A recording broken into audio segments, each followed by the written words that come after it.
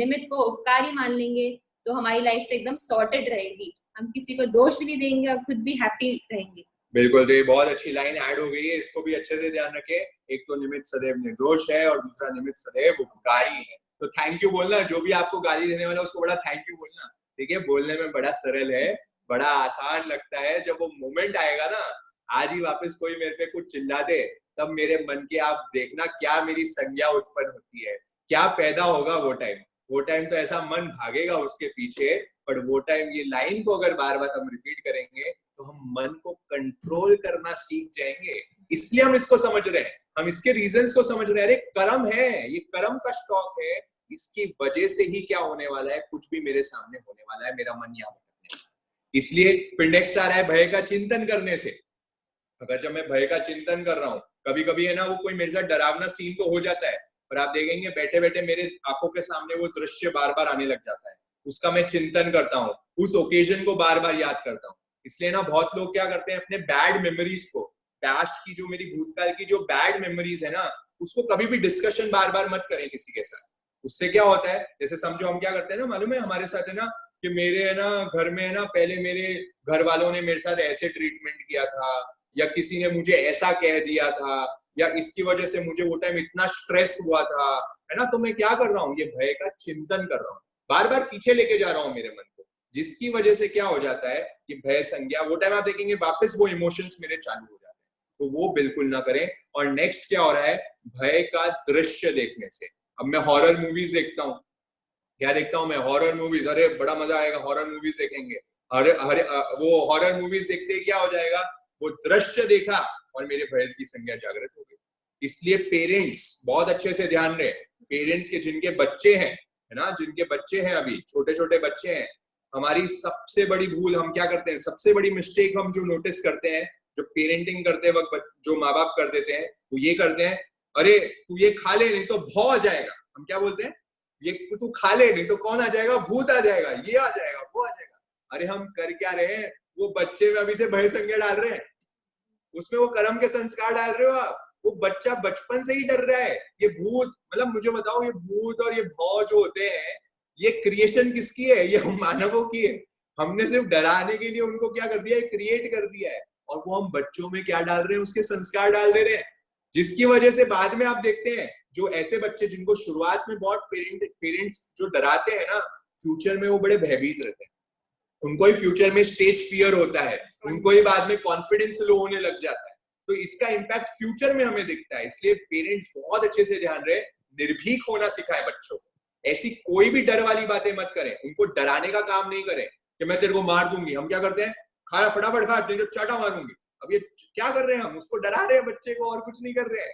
वो बेचारा डर के खाने शुरू हो जाता है, पर उसको क्या हो गया, वो डर बैठ गया अंदर, मानसिकता। और शुरुआत में कभी हम, नमन आपके लिए आगे टॉपिक लेगा, बच्चों की साइंस कैसी होती है छोटे में, कि वो कितनी उसकी बुद्धि इतनी होती है, 1 से 5 साल का बच्चा है, वो सब चीज फास्ट सीखता है, एकदम फास्ट ग्रैस्पिंग है।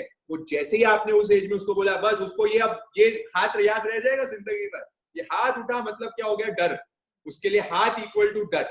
अब ये डर का संस्कार फ्यूचर तक उसके साथ चलने वाला, और वो कैसे कैसे उदय में आएगा हमें मालूम ही नहीं है। इसलिए बहुत ध्यान दें, बच्चों को बिल्कुल निडर होना वाला सीखें, उनको ऐसे कोई भी काम नहीं करें जिनमें हम उनको भय उत्पन्न कर रहे हैं उस चीज का। तो ना दृश्य दिखाएं, ना उनके साथ कोई हॉरर मूवीज देखें। प्लीज, आजकल हम पेरेंट्स को देखते हैं, वो लोग उनके सामने जाके हॉरर मूवीज, ऐसे सीन्स, ऐसे चित्र उनको दिखाते हैं, जिसकी वजह से उनको और डर उत्पन्न हो सकता है। ऐसा बिल्कुल ना है।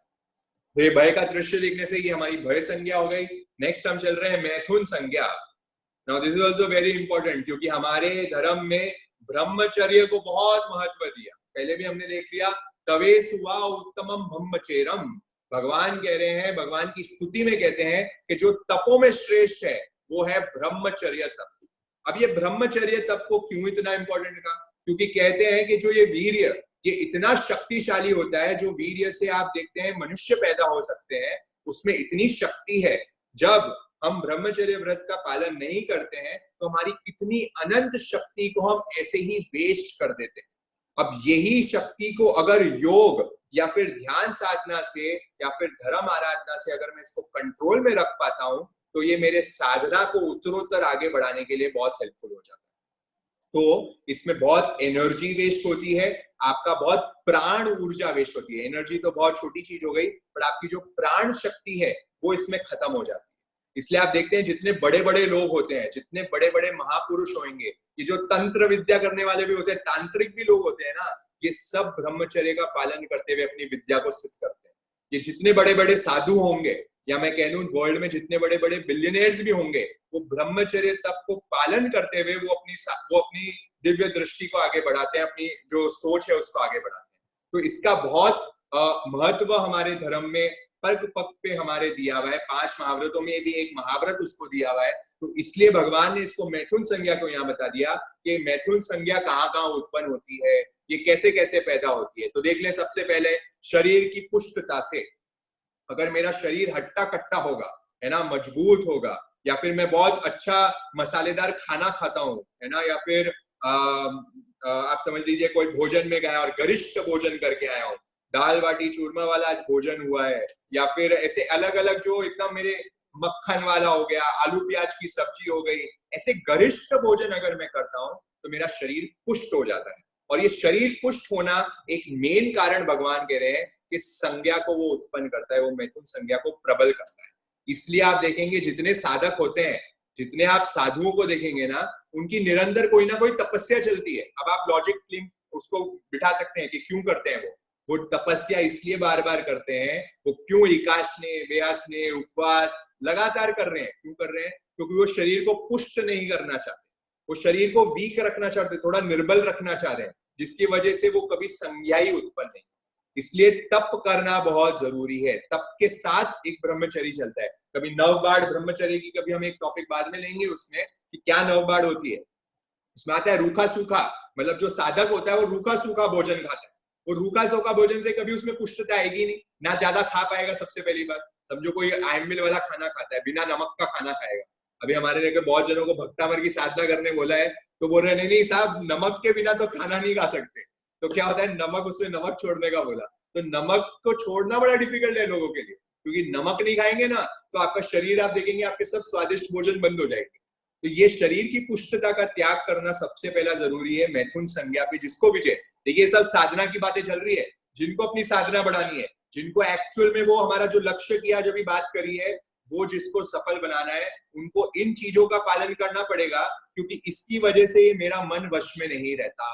ये मेरी शरीर पुष्ट होते ही आहार का पूरा एक टॉपिक आएगा, अभी बताएंगे हम कैसा आहार करना चाहिए, कि आहार करने से मेरा मन कितना यहाँ वहां भटकने लगता। दूसरा, अगेन वापिस, मेरा कर्म, वेद मोहनीय कर्म के उदय से। ये वेद मोहनीय जो कर्म होगा, मैंने बता दिया मोहनीय कर्म राजा है, ये राजा से ही अब देखना बाकी सब चीजें बाहर आने वाली है। तो ये वेद मोहनीय कर्म की वजह से क्या हो जाता है, मैथुन संज्ञा जागृत। अब कोई कोई हो सकते हैं निकाचित कर्म है, ऐसा कर्म होता है निकाचित कर्म, मतलब कि इसको भोगना ही पड़ता है, इसको भोगे बिना छुटकारा नहीं होता है। तो मैथुन संज्ञा में कभी कभी हो सकता है, जैसे नंदीशेन मुनि का एग्जाम्पल आता है शास्त्रों में। नंदीशेन मुनि बहुत ही गजब, देखो इतिहास के एक एक जो स्टोरीज है ना, बड़ी रोचक, बड़ी इंटरेस्टिंग स्टोरीज है। तो उसमें एक नंदीशेन मुनि की स्टोरी आती है, जो राजा श्रेणिक के बेटे होते हैं नंदीशेन, और नंदीशेन राजपुत्र होते हैं। उनकी 500 रानियों के साथ शादी होती है, 500 रानियों के साथ उनकी शादी करवाते हैं, और एक दिन भगवान का वहां पे पदार्पण होता है। और भगवान से जब उनके बारे में वो समझते हैं, उनके पूर्व भव के बारे में जानकारी करते हैं, तो उनको बोधि जग जाती है। वो कहते हैं मेरे को तो अब दीक्षा लेनी है, भगवान मुझे आप दीक्षा पचकाइए। भगवान कह रहे हैं कि निकाचित कर्मों को भोगे बिना छुटकारा नहीं मिलता जीव को। भगवान ने मना नहीं किया दीक्षा के लिए, पर भगवान ने आंसर क्या किया, निकाचित कर्म को तेरे को भोगना पड़ेगा, उसके पहले तेरे को मुक्ति नहीं मिलेगी। पर नंदीशेन मुनि अकुल व्याकुल, नहीं नहीं मुझे तो आप दीक्षा ही पचका दो। एंड ये हुआ, वो जिद में माने नहीं और उन्होंने दीक्षा ले। अब दीक्षा ले तो ली, पर जब भी जितनी वो साधना करते थे, वो बेले बेले की तपस्या करते थे, मतलब 2 दिन उपवास फिर पारना, 2 दिन उपवास फिर पारना, ऐसे उपवास करते करते वो अपना विचरण कर रहे हैं। पर जितना वो बोल रहे हैं कि जितना मैं उपवास करता हूँ, उतना मेरे जो काम भोग की जो है ना इच्छा है, जो ये मैथुन संज्ञा है, वो और तीव्र ऊपर बढ़ते जा रही है। अब वो क्या कर रहे हैं कि मेरे को व्रतों को तो नहीं तोड़ना है, तो वो चाहते हैं कि मैं मर जाऊं। वो बोलता है कि उनने बहुत टाइम सुसाइड अटेम्प्ट शुरू कर दिए कि मैं मर जाता हूं, जिसकी वजह से मैं व्रत भंग नहीं कर पाऊंगा। तो बार बार देवता उनकी सहायक करते हैं, देवता आते हैं और उनको बचा देते हैं, उनको मरने नहीं देते, क्योंकि अगर एक मुनि मर जाए तो उससे बहुत एक अवहेलना हो जाती है धर्म की। तो वो मुनि को बचाते हैं। एक दिन क्या होता है, वो एक वेश्या के घर में वो जाते हैं गोचरी ले। उनके कई सहयोग, उनको मालूम नहीं होता एक वेश्या है वो, उसके घर में पहुंच जाते हैं और उसको बोलते हैं धर्म लाभ, भिक्षा दो, धर्म लाभ। तो वेश्या क्या उनको जवाब देती है, यहाँ कोई धर्म लाभ नहीं मिलता, यहाँ तो अर्थ लाभ चलता है। वो क्या कह रही है वहां पे, यहाँ पे तो अर्थ लाभ चलता है। तो मुनि जो होते हैं, नंदीसेन मुनि, वो एकदम क्रोध में आ जाते हैं, वो गुस्से में आ जाते हैं, उनका ईगो हर्ट हो जाता है। अब वो क्या करते हैं, बोले तेरे को अर्थ लाभ चाहिए, मतलब तू मुझे चैलेंज कर रही है इस चीज के लिए। वो क्या करते हैं, आप देखिए अब हमारे संतों के पास क्या रिद्धि सिद्धियां हैं, क्या पावर्स है जैन संतों के पास। एक झोपड़ी का एक तिनका निकालते हैं, ऊपर से एक तिनका निकालते हैं और तिनके से पूरा हीरा मोती जड़ देते हैं वहां, हीरे मोती की पूरा डगला वहां पे बना देते हैं। इतनी शक्ति उनके तप में होती है। बेले बेले की तपस्या करने वाले साधु थे, तो तपस्या में बहुत रिद्धि सिद्धि मिल गई, उस तिनके से हीरे मोती जवाहरात उनने वहां पे जड़ दिया। अब वो वेश्या को लग रहा है कि अरे ये तो बड़े काम की चीज है, इनको जाने नहीं दूं मैं, तो इनको तो यहाँ ही रोकना पड़ेगा, ये तो इनसे बहुत अर्थ कमा सकती हूँ। और वो क्या करती है, उनको बड़े बड़े का प्रलोभन देके, अलग अलग उनको लुभा के, वो उनको कैसे ना कैसे वहां रोक दिया। अब वो साधु का भी मन फिसल जाता है और वो अब वहां पे रहना शुरू कर देते हैं। पर वो कहते हैं कि मैं तेरे से एक ही शर्त में तेरे साथ रहूंगा। वो कह रहे हैं कि मैं तेरे साथ एक ही शर्त में साथ में रहूंगा कि एवरीडे मैं 10 जनों को बोधि दूंगा, प्रतिबोध करूंगा और उनको भगवान महावीर के पास भेजूंगा। 10 जनों को जब तक मैं दीक्षा के लिए तैयार नहीं कर दूं, तब तक मैं आहार नहीं खाऊंगा। ऐसा मतलब देखिए, मैथुन संज्ञा का उदय है, मैथुन संज्ञा हो रही है उनकी, वेद मोन्य कर्म का उदय हो चुका। पर अब देखिए साधक क्या करता है, वो गृहस्थ आश्रम में है, गृहस्थ आश्रम में आ गया, पर गृहस्थ में रह के भी वो कैसे धर्म का पालन कर रहा है। इसलिए वो मत ले लीजिए कि मेरे तो कर्मों का उदय है, मेरे को तो ये करना पड़ रहा है, मैं तो गृहस्थ आश्रम में आ गया। अरे गृहस्थ में रह के भी आप कैसे बोधि दे सकते हो लोगों को। जैसे नंदीसेन मुनि ने किया कि 10 जब तक नहीं दूंगा तब तक मैं खाना नहीं खाऊंगा, और जिस दिन 10 नहीं होंगे उस दिन मैं खुद चले जाऊंगा, जिस दिन 10 नहीं होंगे उस दिन मैं खुद चले जाऊंगा। तो एक दिन ऐसे ही हुआ कि एवरीडे, अब देखेंगे बहुत टाइम तक लगातार महीने 2 महीने उनने 10-10 जनों को एवरीडे वो करते रहे और वो भगवान महावीर के पास भेजते रहे। एक दिन हुआ केवल 9 ही हुए, 9 ही हुए, और उस दिन खाने पे वो जो वो थी वेश्या, वो उनको बार बार बुला रही थी, पर वो बोल रहे नहीं नहीं एक बाकी, अभी मैं इसको कन्विंस कर रहा हूँ, ये कन्विंस नहीं हो रहा। अब बोल रहे हैं, वो वेश्या बोलती है नहीं हो रहा तो क्या, अब एक के पीछे पड़े हो, इतना ही है तो आप ही चले जाओ। तो बस उनको वहां पे बोध जग जाता है और वो एक को बोले अब बस मुझे अपनी प्रतिज्ञा याद आ गई, और वो एक को लेके अब वो खुद चल जाते हैं और खुद जाके वापस भगवान महावीर के पास जाके दीक्षित हो जाते हैं और वापस अपनी धर्म साधना करके बहुत उच्च गति को प्राप्त करते हैं। तो ऐसी स्टोरीज हमें मिलती है ये मैथुन संज्ञा की। आगे स्टोरीज आती है स्थूलीभद्र की, वो अपने आप में महान मुनि स्थूलीभद्र, जिनको आज तक सभी आचार्य नमन करते हैं। तो स्थूलीभद्र महान, जिन्होंने वेश्या के घर में जाके चातुर्मास किया, 4 महीने वहां पे किया। ऐसे महान साधु जिन्होंने मैथुन संज्ञा के कारणों को, निमित्त को धारणा रखते हुए भी क्या किया, उस पर दृढ़ता रखी, समता रखी। तो ऐसे बहुत सारे उदाहरण हमारे शास्त्रों में भरे पड़े हैं। तो कहने का मतलब ये है कि वेद मोन्य का कर्म का उदय होगा तो मुझे रखनी है समता, पर ये कर्म के उदय के बाद मैं निमित्त तो नहीं दूं। निमित्त क्या होगा, मैथुन संबंधी बात करने से। When we do such talks, हम बार बार ऐसे एक्सप्लिसिट टॉक्स करते हैं या हम चैट करते हैं, व्हाट्सएप पे आप देखेंगे अश्लील चित्र आते हैं, अश्लील चीजें आती है, या ऐसे वीडियोस होते हैं, आजकल बहुत कॉमन है। And even for youngsters, even for बच्चे, इसलिए हम कहते हैं कि मोबाइल फोन बड़ा ही डेंजरस थिंग है for kids, for children, for youth. क्यों? क्योंकि ये मैथुन संबंधी बातें और उनका चिंतन, उनके जो चित्र है, ये सब चीजें उनके आंखों के सामने बहुत इजीली अवेलेबल हो जाती है, जिसकी वजह से मैथुन संज्ञा बहुत इजीली जागृत हो जाती है। तो ये बहुत हमें ध्यान रखने वाली चीजें हैं कि ऐसे कोई भी इमेजेस, ऐसे कोई भी चित्र खुद तो हम देखें नहीं, किसी से ज्यादा बात करें नहीं, उसके बारे में ज्यादा डिस्कशन करें नहीं, क्योंकि आप देखेंगे जितना डिस्कशन होता है ना, वो डिस्कशन से भी चीजें बढ़ती है। जितना चिंतन होता है उससे मेरी ये संज्ञा बहुत जागृत होती है। वो आगे विजेतिया का जो स्पर्श हो जाता है उससे वो चीज जागृत हो जाती है। तो इस चीज का मुझे बहुत ध्यान रखना है कि जब ये चीजें उत्पन्न ही नहीं होगी तो मेरी मैथुन संज्ञा आएगी नहीं। इसलिए आप देखेंगे हमारे साधु साधियों के नियम क्यों है, क्यों वो स्त्री को टच भी नहीं करते। अगर छोटी बच्ची है, अभी आपके घर में कोई नई पैदा हुई भी बच्ची है, ठीक है, which is not even 1 month old, 1 day भी नहीं, या फिर 1 सेकेंड भी नहीं, आई वुड से। अगर वो भी है तो अगर एक साधु, अगर एक मेल साधु होगा तो वो उसको टच भी नहीं करेगा अगर वो स्त्री है तो, और वाइस वर्सा, अगर कोई साध्वी है तो कोई लड़के को टच नहीं करेगी। ऐसा भगवान ने स्पष्ट उल्लेख किया है साधु साध्वियों के लिए। क्यों किया? क्योंकि भगवान जानते हैं कि ये सब निमित्त है, ये निमित्त अगर उनको टच हो गया तो क्या हो सकता है, देयर इज अ प्रोबेबिलिटी। देखिए बहुत महान साधु होते हैं, शायद उनके हुए नहीं उत्पन्न, पर भगवान ने तो एक प्रोबेबिलिटी भी नहीं रखी, एक पॉसिबिलिटी भी नहीं रखी कि उन सब चीजों को स्थानों से हटा दें। इसलिए जो भी गृहस्थ आश्रम, क्योंकि हम सब श्रावक हैं, हम सब अभी गृहस्थ आश्रम में, तो हमें तो ये करना है कि एक स्त्री से ज्यादा ब्रह्मचर्य व्रत का पूर्ण पालन, चौथा व्रत जो मेरा आता है, एक स्त्री से ज्यादा जो मेरी मर्यादा मैंने की हुई है एक स्त्री की, उससे ज्यादा मैं किसी विजेत्या के बारे में सोचूंगा ही नहीं, ना चिंतन करूंगा। एटलीस्ट मैं इसमें तो सक्सेसफुल हो जाऊं। ये बहुत बड़ी बात है अपने आप में, क्योंकि आप देखेंगे जो भी ऐसी इमेजेस या बातें होती है वो किसी और के लिए होती है, या किसी और का चित्र होगा, या ऐसे जो वीडियोस होंगे किसी और चीजों के होंगे, तो मेरा ब्रह्मचर्य व्रत वहां टूटता है, मेरी अपनी स्त्री की मर्यादा वहां चले गई। तो इसलिए एक श्रावक को अगर आगे बढ़ना है, गृहस्थ आश्रम में रहते हुए आगे बढ़ना है, तो एक को लेके चलें, बाकी पे अपना चिंतन मनन ना करें। उससे आपकी मैथुन संज्ञा जागृत नहीं होगी, और तब जाके हम ब्रह्मचर्य व्रत को पालन करते जाएंगे।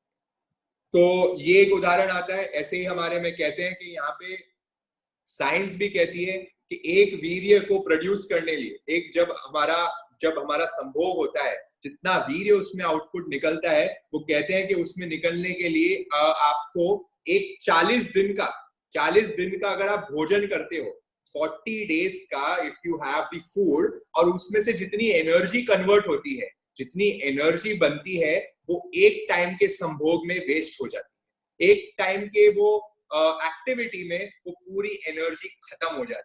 इसलिए भगवान तो भाई वैज्ञानिक थे, रहस्य वाले थे, उनको ये सब पहले ही दिख रहा था कि तुम्हारी ऊर्जा कैसे वेस्ट हो रही है। साइंस अब प्रूफ कर रही है उस चीज को। इसलिए आजकल पूरे world over, not just in India, पूरे वर्ल्ड ओवर में मूवमेंट चल रही है फॉर दिस।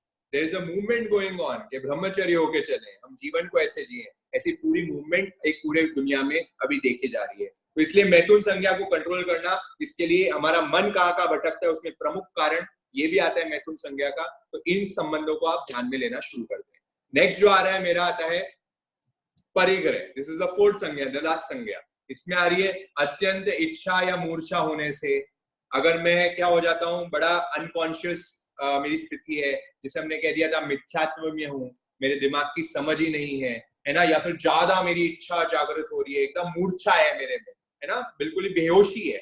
मूर्छा मतलब बेहोशी। अगर मैं बेहोशी वाली अवस्था में हूं तो मेरी परिग्रह संज्ञा जागृत हो जाती है। परिग्रह होता क्या, पहले तो वो समझ लें। परिग्रह इज रखने की, इकट्ठा करने की, है ना, संग्रह करने की जो मेरी इच्छा होती है, उसे हम कहते हैं परिग्रह संज्ञा। ठीक है। तो जो जैसे समझो पैसा, अब मेरे को पैसा इकट्ठा करना ही है। क्लोथ्स जितने इकट्ठा कर लूं, और फिर उस पर आसक्ति, उस पर बहुत अटैचमेंट, उसे हम कहते हैं परिग्रह संज्ञा।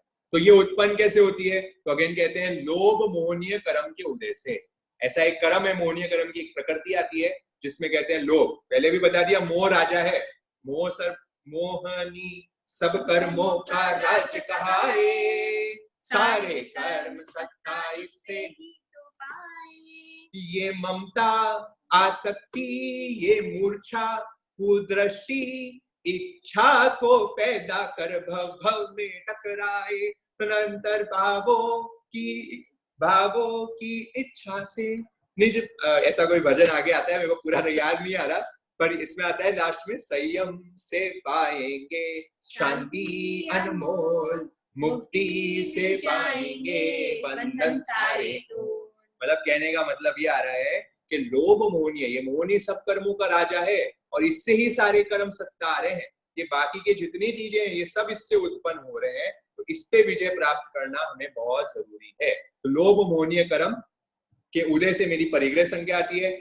फिर क्या होता है, बार बार मैं बिजनेस के डिस्कशंस करता हूँ, बार बार मैं क्लोथ्स के डिस्कशन करता हूँ। अरे वो शॉपिंग मॉल में वो कपड़ा है ना, वो जो पहनती है ना बड़ा अच्छा है, वो चीज उसने क्या, जस्ट मेनली लेडीज में देखा जाता है, वो पार्टीज में जाती है तो क्या देखती है, अरे इसने ना ये कपड़े पहने हैं, इसका जो ये रंग की साड़ी थी बड़ी अच्छी थी, या इसने जो ये ज्वेलरी पहनी है वो कितनी बढ़िया है। तो मैं क्या कर रहा हूँ, मैं परिग्रह का चिंतन कर रहा हूँ। मैं बार बार वहां तो दृश्य देख लिया, एक तो आ गया कि वहां दृश्य देख के मेरे में परिग्रह संज्ञा उत्पन्न हो गई, और दूसरा क्या आता है, घर पे आके भी मैं डिस्कशन चिंतन करता हूँ, अरे उसने ना वो पहनी थी, वो बड़ी अच्छी थी, और वो अच्छी थी ना, अब मेरे को वो लेने की इच्छा जागृत हो रही है। तो ये क्या होता है, इट इज इंटर रिलेटेड, वहां से मेरी परिग्रह संज्ञा जागृत हो जाती है। तो इसलिए भगवान कह रहे हैं कि परिग्रह को कंट्रोल करने के लिए लिमिटेड चीजें पहनना शुरू कर। आपने देखा होगा मार्क जकरबर्ग, फेसबुक का फाउंडर, फेसबुक आप लोग जो बड़े जन है वो भी जानते होंगे, फेसबुक है ना, और यंगस्टर्स तो जानते ही है मार्क जकरबर्ग को।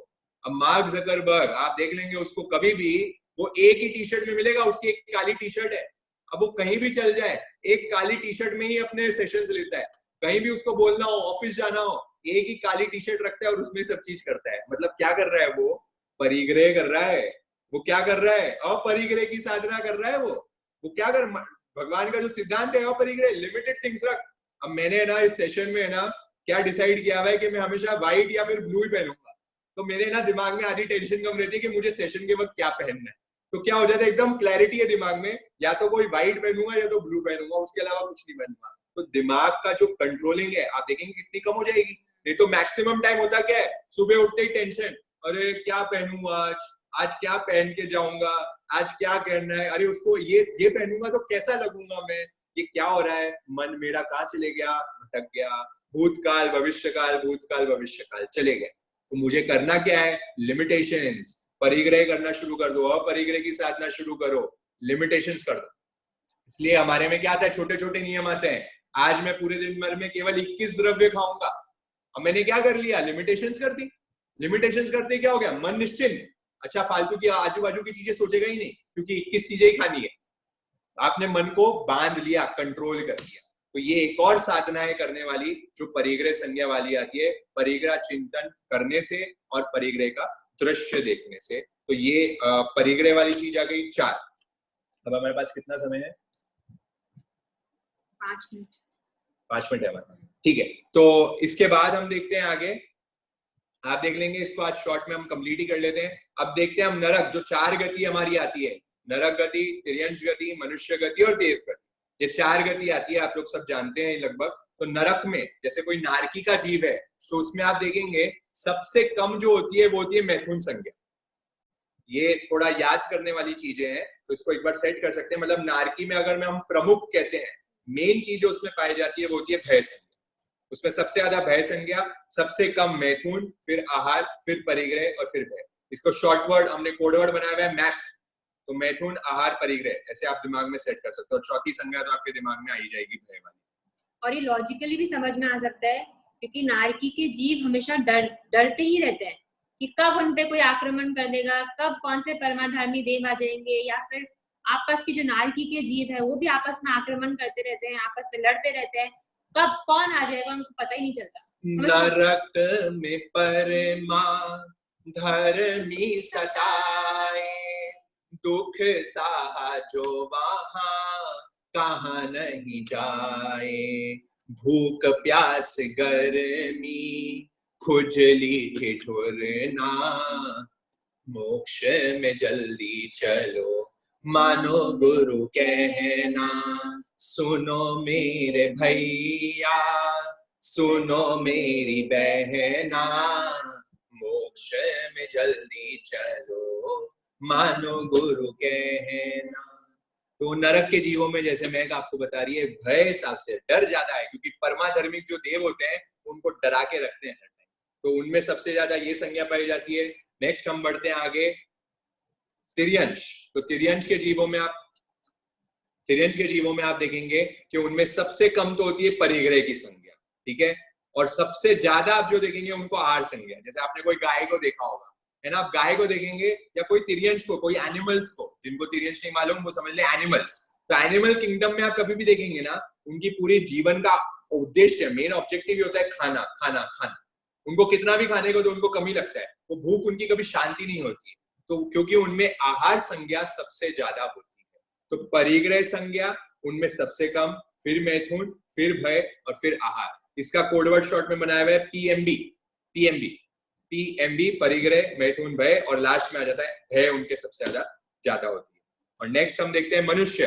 अब जो हम है, हम में देखेंगे हमारे में भय संज्ञा सबसे कम होती है, फिर आहार, फिर परिग्रह, और सबसे ज्यादा हमारे में जो पाई जाती है वो होती है मैथुन संज्ञा। अब ये देखो अपेक्षा से है, किसी मनुष्य के कम भी हो सकती है, किसी के ज्यादा, पर मेजॉरिटी को ख्याल में रखते हुए सूत्र को बनाए। तो मेजॉरिटी में हम देखते हैं तो जिनके मैथुन संज्ञा सबसे ज्यादा पाई जाती है। तो इसका कोडवर्ड बना दिया बाप। क्या बना दिया? बाप, भ आप, ठीक है। तो भय संज्ञा, आहार संज्ञा, परिग्रह संज्ञा। तो इंग्लिश हिंदी दोनों वालों के लिए हमने यहाँ पे कोडवर्ड बना के दिए हुए, आप लोग नोट कर सकते हैं। और लास्ट आ रही है देवगति। अब देवगति में तो क्या होता है, मेन इज परिग्रह संज्ञा। वहां पे तो परिग्रह परिग्रह परिग्रह, तो वहां पे इकट्ठा वो लोग धन दौलत स्त्री सबको इकट्ठा करना चाहते हैं, तो परिग्रह वहां पे सबसे ज्यादा है। आहार वहां पे नॉट इंपॉर्टेंट, आहार तो उनको ज्यादा कुछ फर्क नहीं पड़ता आहार संज्ञा से, बट परिग्रह उनकी सबसे ज्यादा होती है। तो आहार के बाद फिर भय, भय के बाद मैथुन, और मैथुन के बाद परिग्रह। तो इसका कोडवर्ड बनाया हुआ हमने ABM, आप में। नारकी कोई पूछ रहा है, तो नारकी होती है नरक के जो जीव, जो ऐसे हम मर के नरक में अगर हम चले गए, तो नरक में जब हम जाते हैं तो हम कहते हैं नरक के जीव हो गए। तो नरक में जाने के बाद मेरे में सबसे ज्यादा संज्ञा जो होगी वो आहार की होती है।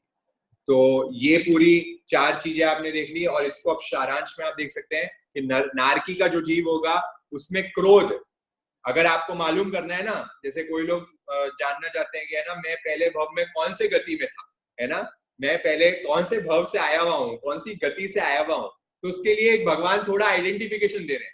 It is not full proof, वो तो केवल ज्ञानी बता सकते हैं, बट एक आइडेंटिफिकेशन हम कर सकते हैं कि मैं कौन से भव से आया हुआ हूँ। तो आप देख ले कि नारकी के अगर आप पहले नरक में होंगे ना, तो आज अभी आप मनुष्य के भव में आपको भय संज्ञा सबसे ज्यादा होगी, आप डरते बहुत ज्यादा होंगे, ठीक है। तो ये डर की जो चीजें होगी वो आपको बहुत इजीली प्रभावित करती है। और आप में क्रोध, है ना, एक इंसान में अगर क्रोधी होगा, वो क्रोध वाला ज्यादा होगा या भय ज्यादा लगता होगा, तो देखेंगे वो नरक से आया हुआ जीव हो सकता है संभवतः। ये श्योर नहीं होता, ये एक सामान्य भाषा में सामान्य स्तर पे एक आइडेंटिफिकेशन भगवान ने बताया।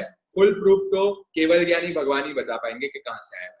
तिर्यंश का जीव, अगर हम पहले तिर्यंश गति में आएंगे तो आपने सुना होगा, अरे क्या खाते रहता है, क्या चरते रहता है तिर्यंश। पहले के जमाने में, पहले भव में क्या तू गाय था क्या, बैल था क्या, या कुछ ऐसा जीव था क्या जो खाने में है। तो मतलब कहावत भी ऐसी चलती है, क्या होती है, मतलब जिसकी आहार संज्ञा, जिसको खाने में ज्यादा रुचि है, food food food food foodie है, तो वो समझ लेना वो तिर्यंश में से कहीं ना कहीं आने की संभावना लगती है।